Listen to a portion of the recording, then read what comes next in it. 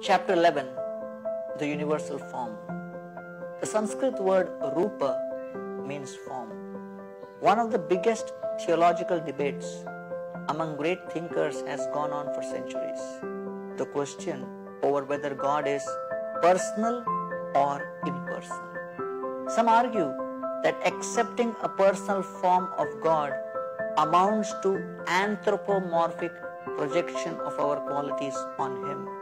Krishna, however, confirms in numerous passages of the Bhagavad Gita that He manifests in many ways, impersonally and personally. He also categorically states that the personal is the original form and the basis of the impersonal.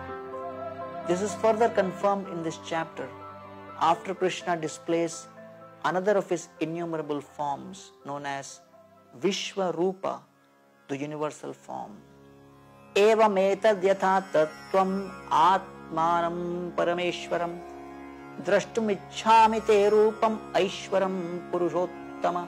O greatest of all personalities, O supreme form, though I see you here before me in your actual position, as you have described yourself, I wish to see how you have entered into this cosmic manifestation. I want to see that form of yours. The acronym for this chapter is Rupa, R for request, U for universal form, P for prayers of Arjuna, and A, the armed form. Verses 1 to 4 take the theme of request R. Arjuna requests to see the universal form. One may ask why he makes such a request, since he can see Krishna and is completely satisfied as confirmed in the previous chapter. Clearly, Arjuna doesn't have any personal agenda in seeing the universal form, but he requests the vision for other reasons. Firstly, he wants to prove without doubt Krishna's position as a source of everything. And secondly, set a standard for anyone in future who claims to be God to show similar opulence. Unfortunately, our modern world is nevertheless plagued with so-called incarnations and God-men claiming to be the latest saviors of society by dint of the fact that they have mustered up some popularity or mastered a few magic tricks. Text 5 to 14 cover the theme of universal form, U. Krishna grants Arjuna's request and shows his universal form. While God is the source of this universe, He is simultaneously the universe itself in the sense that He is present within His own creation. For example, in my speech, you can probably understand something about me. The effect of my speaking tell us something about the cause, the speaker, and in that sense, the cause is present within the effect. Similarly, God is the source of the universe, but is simultaneously encompassing the universe.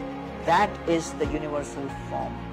It's not that God is the sum of the parts, but rather everything is contained within Him. In that fearful vision of the universal form, Arjuna could see all living beings, all material objects, and the entirety of the past, present, and future. Verses 15 to 45 cover the theme of P, prayers of Arjuna. Arjuna falteringly prays to the universal form, awed by the greatness of Krishna, and begs forgiveness for having previously treated him with familiarity and friendship. Most religious traditions do not go beyond this majestic understanding of God. God, who is the creator, the all-knowing and the infallible. It often leads to a fearful exchange with God, lacking intimacy, sweetness, and personal relationship. Having seen enough, Arjuna anxiously requests Krishna to once again reveal his two-armed form so that he can again relish the intimacy of that interaction. Verses 46 to 55 cover the theme of A, armed form. Arjuna requests to see the Manushya Rupa, the human-like form of Krishna, around whose neck is swinging a garland of flowers beautified with the moon locket, whose two hands are adorned with the flute and jeweled ornaments, and whose graceful threefold bending form attracts the mind of his devotees. Ancient Sanskrit texts describe Krishna as Raso Vaisaha, the very embodiment of affectionate relationships, loving relish and transcendental sweetness. God is a person who is full of color, character and bliss. He knows how to have a good time and is much more interested in relishing the sweetness of pure love than the ritualistic worship of those who approach Him in awe and reverence. Bhaktya tu ananyaya shakya aham eva vidorjuna gyatum drishtum cha tattvena praveshtum cha parantapa. My dear Arjuna, only by undivided devotional service can I be understood as I am standing before you and can thus be seen directly. Only in this way you can enter into the mysteries of my understanding.